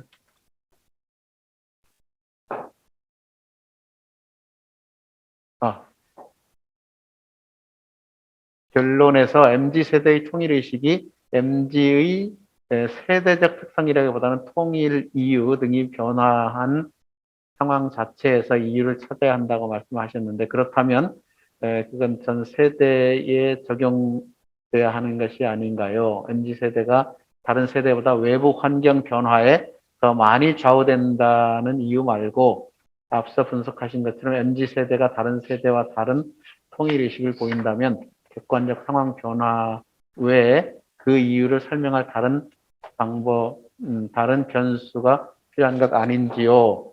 등등 이렇게 말씀을 해주셨어요. 그 주제로 넘어가면 아마 이제 그 MZ세대 통일 의식이라는 측면으로 넘어오면 그래도 통일 의식 부분에서는 다른 세대와 상당한 차이들이 지금 발견되고 있다는 부분들을 많이 해주셨어요. 특히 이제 첫 번째 시작할 때부터 MZ세대의 통일 의식 변동성이 굉장히 크다. 그런 얘기를 해주고 어떤 경우는 굉장히 통일에 찬성하고 긍정하면서 어떤 때는 굉장히 부정하는 그런 변동성이 굉장히 크다. 그런 얘기들 해주셨고, 통일을 굉장히 불가능하다는 쪽으로 많은 다른 세대보다 더 강하게 표현해 주시고, 또 통일의 그 방식도 현재대로가 좋다. 통일보다는 현재 한국 시스템에 대한 자부심도 굉장히 강하고, 그래서 현재대로가 좋다. 그것이 이제 통일에 대한 소극적인 의지로 나타나는데, 그런 부분에 대해서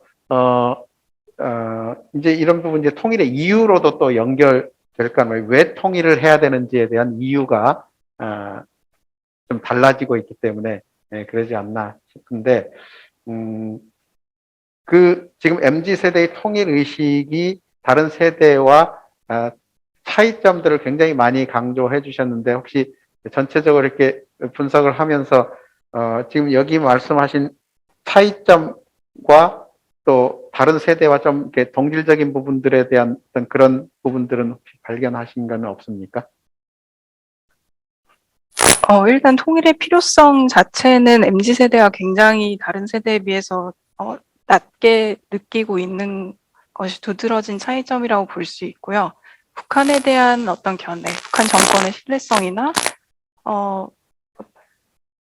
혹은 뭐 이렇게 북한을 협력 대상으로 보는 뭐 그런 견해 같은 경우에는 타 세대와 그렇게 차이점을 보이고 있지는 않습니다. 저는 통일의 필요성이 좀 두드러지게 세대 간의 차이를 나타내주는 변수라고 보는데요. 이거는 아까 말씀드렸다시피 통일의 이유 자체가 약화되고 있는 것이기 때문에 MZ세대의 경우에 그 통일 의식이 약화되고 있는 측면이 있고, 아까 질문자님께서도 말씀해 주셨듯이 이게 전 세대에게 적용되는 통일의 그 이유의 약화라고 볼 수 있을 것 같기도 합니다. 다만 그 MZ세대가 윗세대와 좀 다른 점이 하나가 더 있다면, 저는 이제 국제화라는 것에 조금 더 초점을 두고 싶은데요. 이제 한 2000년대 정도부터 외국인의 비중이 늘어나고, 현재 이제 우리나라도 거의 다문화 사회에 접어들게 되면서 이제 한 민족이라는 그 개념이 MZ세대에게서는 그렇게 크게 와닿지 않는 것 같습니다. 그게 어떻게 보면은 윗세대와 가장 큰 차이점이라고 볼 수 있을 것 같고요. 그래서 제가 아까 이제 발표 말미에 국가 정체성에 대한 부분을 언급을 하면서 MZ세대의 경우에는 그 국가에 대한 정체성을 구성하는 요인 중에 민족적인 요인이라고 얘기하기도 한 한국인 조상을 갖고 있는 거, 그리고 한국에서 태어나는 거, 이런 민족적인 요인보다는 시민적인 요인, 후천적으로 습득 가능한 시민적인 요인을 더 중시하는 경향을 볼 수가 있습니다. 그래서 그 통일 교육도 사실 그렇게 저는 많이 변화되었다고 보지는 않는데요. 그 통일 교육이 갖고 있는 어떤 그 사람들이 통일 교육에 부여하는 그 중요도는 점차 떨어지고 있고, 오히려 지금은 이제 다문화 시대이기 때문에 다문화 교육에 조금 더 초점을 맞추고 있는 그런 시대의 흐름 때문에라도 좀 이제 MZ세대의 경우, 그리고 미래 세대의 경우에는 점차 이 한민족이라는 것의 가치를 좀 덜 중시하고 있고, 그것이 통일 의식을 가장 좀 약화시키는 요인인 것 같습니다. 예, 여기 제가 질문을 약간 정확히 이해를 못해서 다시 보니까 MZ 세대의 의식의 차이가 세대 간의 차이보다도 환경적인 요인에 의해서 그렇게 된 거 아니냐, 그런 얘기를 아까도 뭐 부정적 경험을 하게 되면 또 통일에 대해 부정적인 생각을 갖게 되는 그런 환경적 요인 때문이 아니겠느냐, 이렇게 그런 질문을 해 주셨어요. 그래서 그런 환경적인 요인으로 형성이 되는 것과 또 MZ 세대만이 갖는 어떤 고유한 특성들로 인해서 통일을 바라보는 그 생각들의 차이가 다르게 나타나는 그런 측면을 어떻게 이해를 해야 되는지 굉장히 어려운 질문인 것 같은데, 그런 얘기를 좀 해 주셨어요. 어떻게 이해를 해야 될지. 그러니까 MZ 세대의 어떤 그 에이지적인 특성들 때문에 여기서 말하는 아까 여러 MZ 세대의 뭐 미디어에 익숙하고 또 어떤 자유로운 개방적인 가치를 지향하고 이제 이런 것 때문에 통일을 지금처럼 약간 부정적이고 소극적으로 바라본다는 것하고 또 외부적인 환경적 요인 때문에 그렇게 학습이 돼서 나타나는 현상들이다. 이런 부분을 어떻게 이해를 해야 될지 이건 상당히 학술적이면서도 어려운 주제인 것 같아요. 과연 외부의 영향이 어느 정도 그 객관적 환경적인 요소들이 어느 정도 의식 형성에 영향을 미치는지 이런 부분에 관련한 질문인 것 같은데요. 혹시 이것이 쉽지는 않겠지만 그런 데 대한 어떤 생각이 있으면 한번 말씀해 주시면 좋겠습니다. 말씀하신 대로 굉장히 사실 어려운 주제인 것 같고요. 일단 MZ세대는 젊은 층인 것만큼 그 어떤 이미 견해가 형성되어 있다라기보다는 지금 현재의 어떤 충격에 더 영향을 많이 받는 것 같습니다. 그래서 제가 아까 말씀드렸다시피 어떤 MZ세대의 경우 민감한 시기에 놓여 있는 사람들이 많고 어떤 그 현재 충격이 왔을 때 그것에 영향을 많이 받는 그런 시기에 놓인 사람들이 많기 때문에 그건 과거의 어떤 경험보다는 현재의 경험이 더 중요한 세대가 아닌가 싶기도 하고요. 그리고 MZ세대의 경우에는 제가 아까 말씀드렸다시피 과거의 경험이라고 해도 남북 간의 어떤 부정적인 경험을 훨씬 더 많이 경험한 세대이기 때문에 그게 어떻게 보면 좀 디폴트 상태라고 볼 수 있을 것 같습니다. 그래서 그거를 통일 의식이라는 걸 좀 상승시키려면 좀 남북 간의 어떤 긍정적인 분위기도 경험을 많이 해봐야 된다고 생각이 드는데 이미 과거에 부정적인 경험을 했기 때문에 그걸 좀 상쇄시키려면 이제부터 조금 긍정적인 경험을 시작을 해야 된다고 보고요. 그런 이제 과거의 경험과 또 이제 통일의 이유 자체가 좀 약화되고 있는 것, 이 모든 것이 다 MZ세대에게는 통일 의식을 좀 약화시키는 요인이라고 저는 생각을 합니다. 예. 저도 앞에서 이제 그 MZ세대 특성이 통일 의식에 대한 확고한 신념보다는 이제 가변성이 많다. 네. 그런 얘기를 해 주셔서 오히려 이제 환경적 요인에 의해서 영향을 받지만 그것이 완전히 고착적인 게 아니고 다시 또 환경 변화에 따라서 항상 변할 수 있는 그런 특성을 지닌 게 MZ세대의 특성이 아닌가 그런 생각을 제가 하게 됐습니다. 강의를 들으면서. 만약에 이제 과거에 386 세대 같은 경우는 이념적으로 많이 무장이 돼서 누가 뭐라 외부 환경이 어떻게 바뀌든 간에 자기 생각을 표출하면서 그걸 이제 지속하는 경향들이 있었죠. 지금도 있고 그러나 MZ세대 경우는 변동성이 굉장히 크다. 가변적이다. 이런 면에서 굉장히 또 새롭게 느껴집니다. 지금 환경적인 요인에 의해서 지금 현재는 통일에 대한 좀 비판적이고 또 소극적이면서 비관적인 이런 태도를 좀 보이기는 하지만 또 다른 어떤 상황, 뭐 정상회담 같은 어떤 상황이 바뀐다거나 또 교류할 수 있는 상황으로 바뀌게 되면 또 금방 달라질 수 있는 그런 가능성도 엿보인다. 그렇게 이해가 됩니다.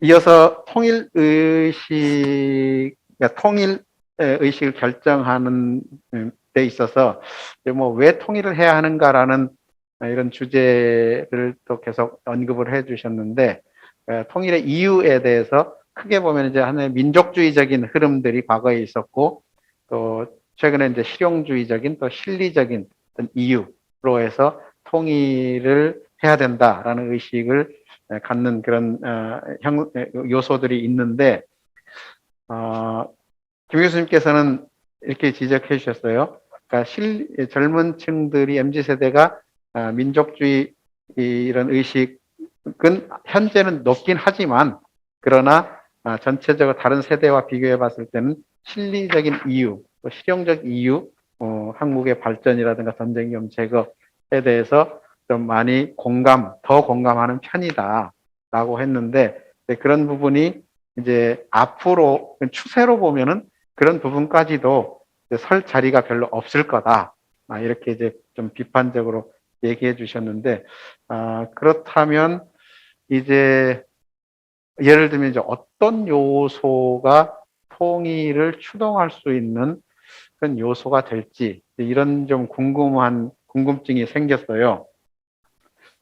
민족주의도 효력을 다하고 약효를 다하고 또 실용적인 것도 교수님 잘 지적해 주셨지만 한국의 발전을 위해서 한국이 이미 선진국 때도 다 발전했는데 더 뭐 발전을 위해서 통일하나 이런 생각도 할 수 있고 전쟁 위험 제거를 위해서 통일을 해야 된다라는 것도 전쟁 꼭 통일을 해야 전쟁 위험을 제거하느냐 평화적으로 공존하면 전쟁 위험 제거가 되는데 그렇게 되면 또 통일의 이유가 사라지게 되고 그렇다면 이제 정말 통일의 이유는 아무것도 없어지는가 그런 생각을 하면서 통일 의식이 약화되지 않도록 할 수 있는 젊은 층들의 관심이 결국에는 이것은 통일 개념과 관련되는 것 같아요. 그래서 어떻게 단순히 표현하면 통일 의식이 약화되는 것이 아니라 통일 개념이 달라지고 있다. 이렇게 해석해 보면 어떨까 싶기도 한데요.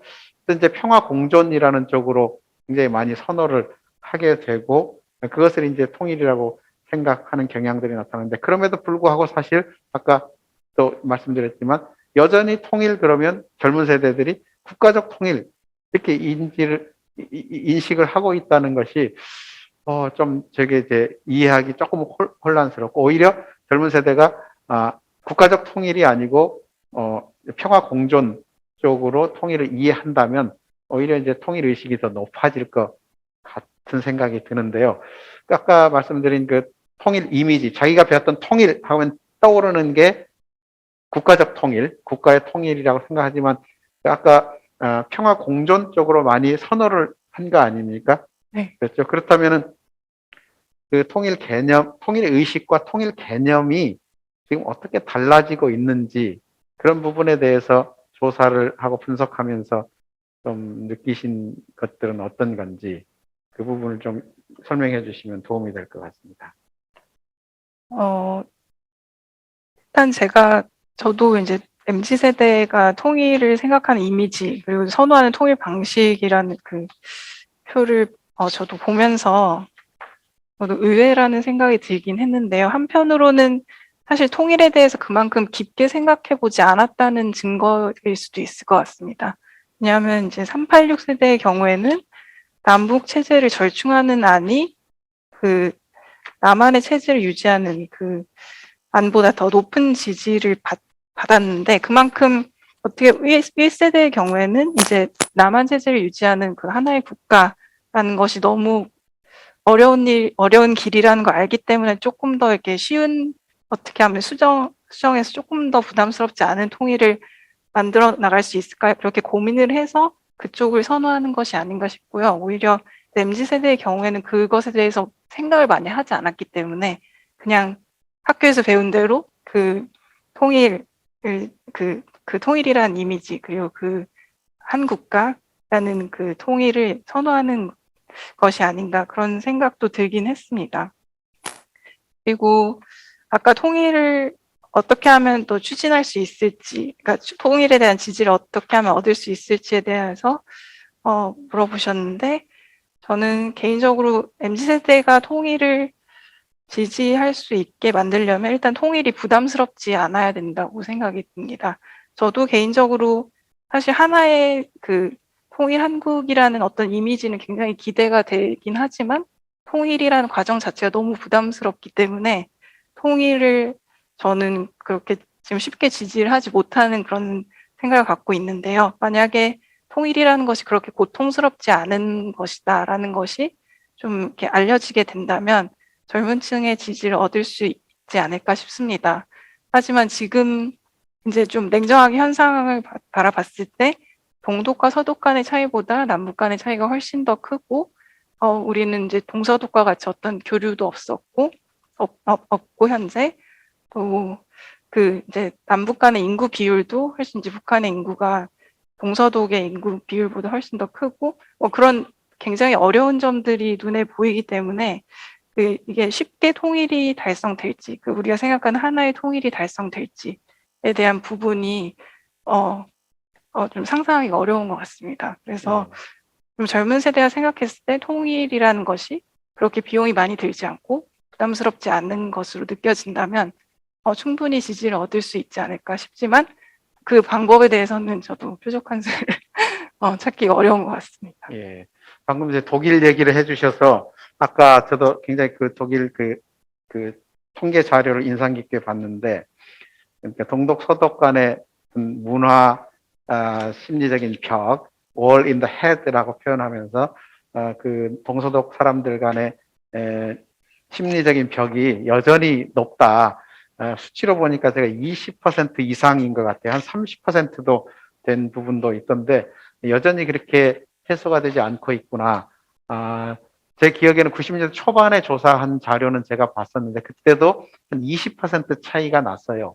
자유평등에 대한 가치를 동서독 사람에게 얘기했을 때, 뭐 예를 들면 평등에 대한 가치를 더 하느냐 할 때, 중요하다라고 할 때 동독 사람들과 동독 사람들이 20%가 높았거든요. 자유에 대한 가치는 서독 사람들이 20%가 높고, 그런데 모든 영역에서 한 20%에서 30% 이런 격차를 두고 차이가 계속 하는데, 지금 김 교수님께서 그보다 더 남북 간의 편차가 지금 크다 이렇게 얘기를 했는데, 그 지난번 조사하신 거, 그 동서독 통일 이후에 국민 정체성을 조사하면서 또 남북한 사람들의 국민 정체성이라는 조사도 하셨단 말이에요. 김 교수님께서 거기에 보면은 어떤 남북 간의 차이들이 나타나는지요? 그 부분 좀 궁금하기도 합니다. 그 연구는 제가 직접 조사를 한 건 아니고 통일평화연구원 자료를 사용한 것인데요. 통일평화연구원에서 북한 이탈 주민의 국민 정체성과 또 이제 남한 주민, 그러니까 한국 사람들을 대상으로 한 설문조사 문항을 이제 합쳐서 비교를 해본 것입니다. 그래서 아까 보여드렸던 이제 국가 정체성, 그 한국 사람이 되기 위해서 가장 중요한 요인이 무엇인가 라는 그 문항을 사용해서 앞에서 말씀드린 이제 한국인 조상을 갖는 것, 그리고 한국에서 태어나는 것, 이런 선천적인 것을 민족적 요인이라고 보고, 이제 후천적으로 습득 가능한 것을 시민적인 요인으로 봐서 이 두 개가 어떻게 남북 간의 차이를 보이는지를 살펴본 연구입니다. 그래서 한국의 경우에는 이제 남한 사람들의 경우에는 이런 시민적인 요인, 그러니까 한국어를 할 수 있고 문화 전통을 따르고 소속감, 또 정치 제도를 존중하는 것, 이런 시민적인 요인의 중요성의 비중이 점차 상승을 하고 있는 반면에 북한 이탈 주민은 사실 시점이 하나여서 그렇게 시점에 따라서 볼 수는 없었지만 남북 간의 비교를 해봤을 때 북한 이탈 주민은 민족적인 요인에 조금 더 중요성을 많이 두는 그런 패턴을 보였습니다. 네, 그래서 네. 예. 한국 전체적으로는 좀 시민적인 요인, 후천적으로 습득 가능한 그런 요인을 점차 한국인의 정체성에 중요한 요인이다라고 생각하는 경향이 있는 것 같습니다. 예. 그게 이제 북한 쪽에 이제 민족주의적인 성향들이 네. 굉장히 강하고 한국에는 시민적인 어떤 의식들이 형성돼 있다 이렇게 보셨는데, 동서독처럼 뭐 20% 차이가 좀 났나요? 아니, 그렇게 많이 나진 않았던 것 같습니다. 근데 북한 이탈 주민의 경우에는 조금 이제 한 응답에 좀 치중한 경향이 좀 보이긴 했습니다. 한국 사람들의 응답은 조금 분포가 그래도 다양한 항목에서 좀 분포가 고르게 되어 있는 반면 이제 북한 이탈 주민은 또 한 가지 항목에서 굉장히 치중해서 답변을 하는 경향을 보였는데요. 그게 좀 이제 북한에서의 어떤 형성된 인식이 아직 조금 희석이 되지 않아서인지, 아니면 그러니까 자기만의 의견을 아직 갖고 있지 않는 그런 특성 때문인지 그것은 잘 모르겠습니다. 일단 그런 측면에서 차이가 조금 보이긴 합니다. 예.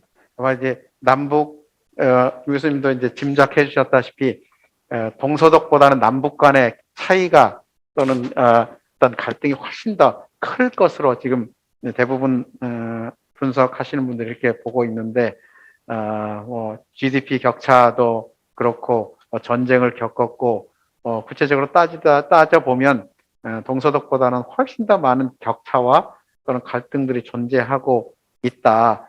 그런 면에서 사실 이제 통일 과정에서 굉장히 어려울 것으로 보고 있고, 여기 동서독 사람들 간에 서로 이제 뭐 오만하다, 뭐 그다음에 고집이 세다, 뭐 이런 서로 이제 비판들, 오시베스 이런 것보다 훨씬 더 문제가 큰 그런 상황이 전개되리라 그렇게 생각이 듭니다.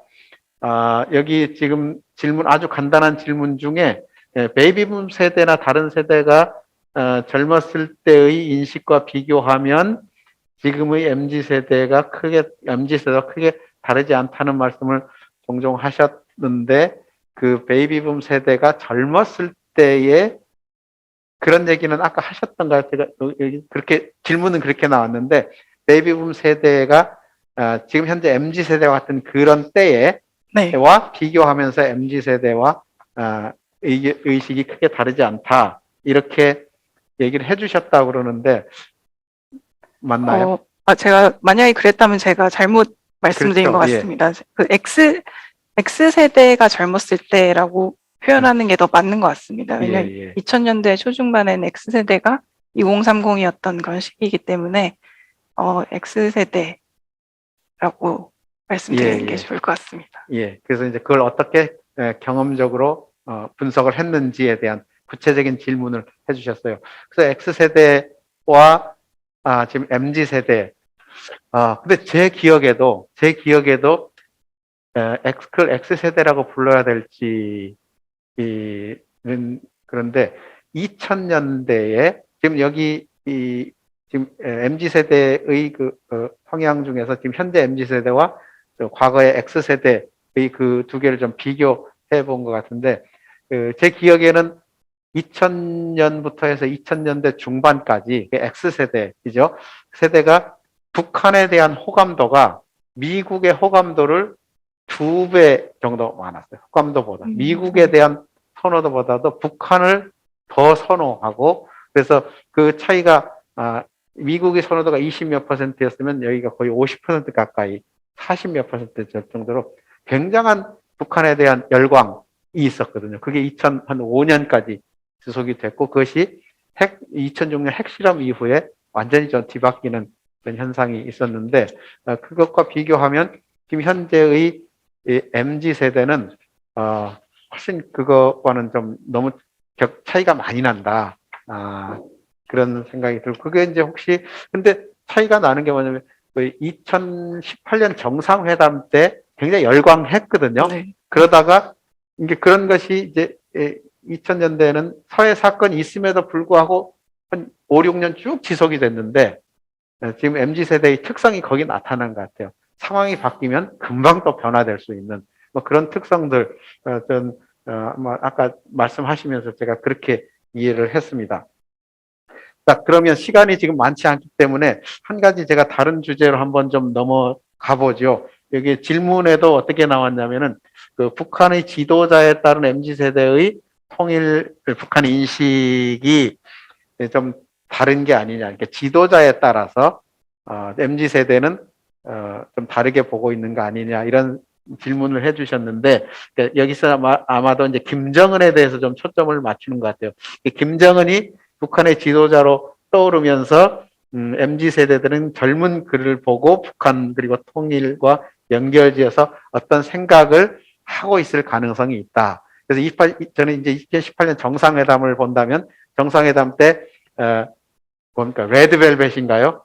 북쪽으로 가서 이렇게 공연을 한 그런 그룹, 걸그룹, 그런 걸그룹하고도 만나서 막 악수도 하고, 젊은 세대로서 30대 중반쯤 되는 그런 젊은 세대로서 아마 거기가 MZ 세대네요. 보니까 비슷하네요. 네. 그런 세대가 지금 통치를 하고 있기 때문에 MZ 세대가 통일 북한에 대한 의식이 좀 남다르지 않을까, 또 거기에 영향을 받지 않을까, 그런 얘기를 하는데, 그것은 이제 아마 이제 약간의 정치적인 영역으로 조금 들어오는 것 같습니다만은, 그런 질문에 대해서는 혹시 어떻게 답을 할 수 있겠습니까? 굉장히 어려운 질문인 것 같습니다. 예. 일단 김정은이 집권 시작한 때가 2011년 정도일 텐데, 글쎄, 제가 김정은을 생각했을 때는 젊으니까 어, 달라질 것이다라고 생각을 하진 않습니다. 다른 MZ 세대는 어떤지 모르겠습니다. 근데 예. 일단 젊은 만큼 그만큼 오래 북한을 집권할 것이고, 그에 따른 저는 사실 불안감이 더 예. 크다고 볼 수 있는데, 이것은 한번 비교를 해봐야 될 것 같습니다. 2007년부터 MZ 세대가 이제 통일의식조사 자료에 같은 경우는 그때부터 편입이 됐는데, 그때 이제 김정일이 집권했던 그 시기와 김정은이 집권하기 시작한 그 이후 시기, 그때는 한번 비교를 해봐야 좀 말씀을 드릴 수 있을 것 같습니다. 예, 예. 그러면 이제 그런 것과 관련해서 제가 좀 MZ세대 통일 의식하고 이제 정치적 성향에 대해서 조금 궁금한 게 있는데, 우리가 지난 한 10여 년간 이렇게 통일 의식 조사를 쭉 해보면서 좀 러프하지만 이런 개념을 써봤어요. 20대의 보수화라는 개념을 한번 써봤습니다. 여기서 말하자면 이제 MZ세대랑 MZ세대의 보수화 뭐 이렇게 얘기를 할 수 있을 텐데, 김영 교수님께서 재미있게도 정치 성향 분석을 할 때 확실히 MZ세대는 진보적이라는 분석을 했습니다. 그 자료를 가지고 정치 성향 여러 면에서 진보적인 것은 확실하다. 그런데 또 통일 북한 이런 영역에서는 소극적이고 또 부정적인 측면들이 많이 발견돼서 그것을 이제 뭉뚱그려서 이제 보수적 시각이라고 본다면, MZ세대가 다른 일반적인 정치나 또는 당 가치에서는 좀 진보적이면서 유독 통일이나 북한 이런 주제에만 좀 보수적인 이런 성향을 내는 이유는 무엇인지, 그리고 북한을 적이나 경계 대상이라고 하는 비중이 다른 세대보다 훨씬 높단 말이에요. 그 부분에 대해서는 어떻게 판단을 해야 하나요? 일단 아까 제가 보여드린 자료는 2018년까지 자료이기 때문에 그때는 이제 문재인 정부 초기라고 볼 수 있습니다. 그래서 저도 사실 궁금합니다. 지금 최근 자료로 아직 이제 최근 자료가 없어서 그걸 보지 못했는데, 최근 자료로 봤을 때 MZ 세대의 정치 성향이 어떻게 변화했는지 그게 궁금하기도 하고요. 사실 20대 보수화라고 말씀을 하셨는데, 저는 20대 남성의 보수화가 더 맞는 그 용어인 것 같습니다. 사실 이제 남성과 여성 간의 그런 정치적 성향 차이가 최근에 좀 관찰이 되고 있다고 보고요.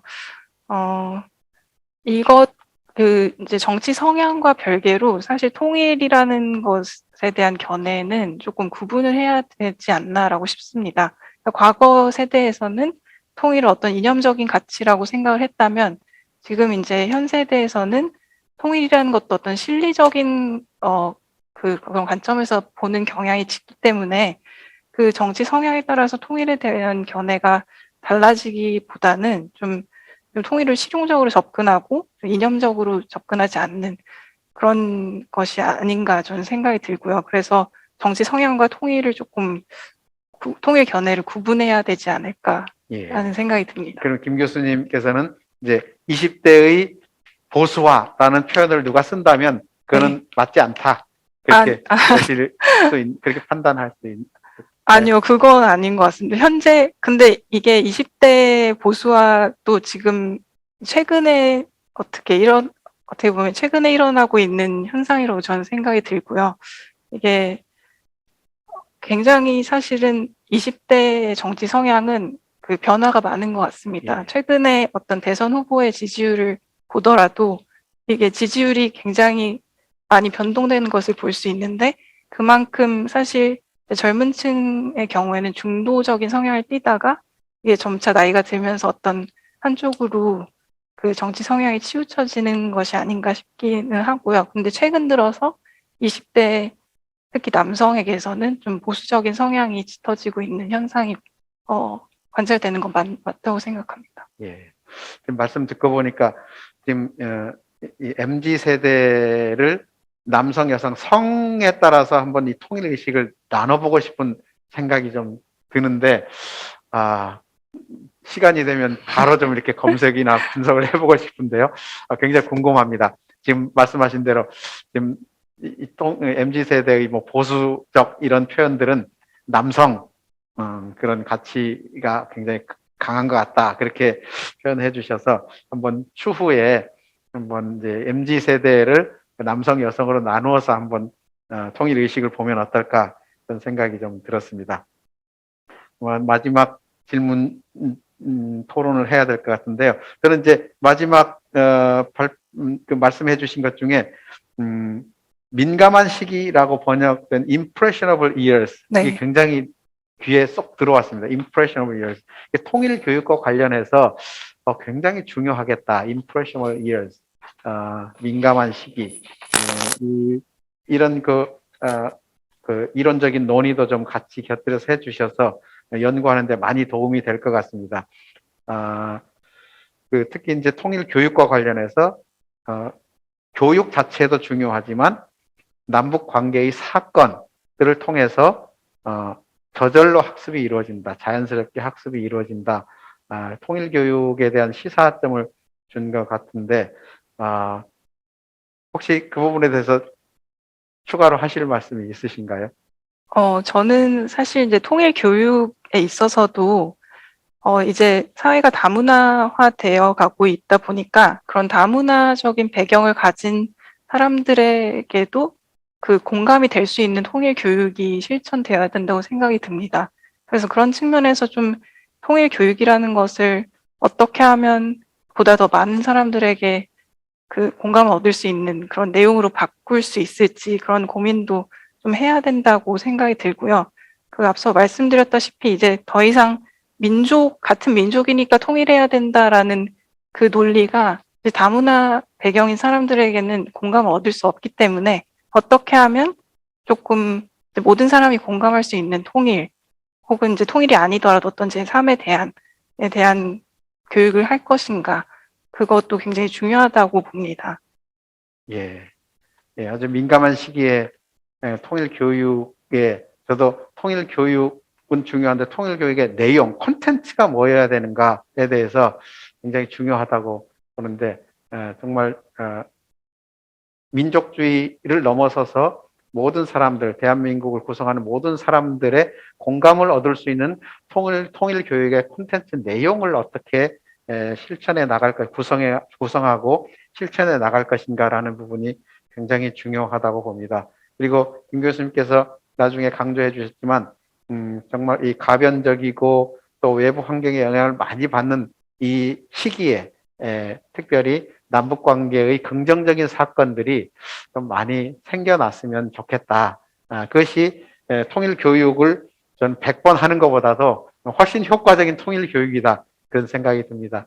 그래서 남북 정상회담을 상징적으로 말씀드릴 수 있겠지만 남북이 서로 교류하고 협력하는 그런 환경들을 만들고 그런 변화들을 보면서 MZ세대가 이 시기를 보낸다면 민감한 시기, impressionable years를 보낸다면 아마도 통일에 대한 의식들 또 지향점들이 많이 바뀌지 않을까 그렇게 생각이 돼서 그것이 통일 정책을 또 통일 교육을 의도적으로 하는 것보다도 훨씬 더 좋은 효과를 내겠다 그런 생각을 합니다.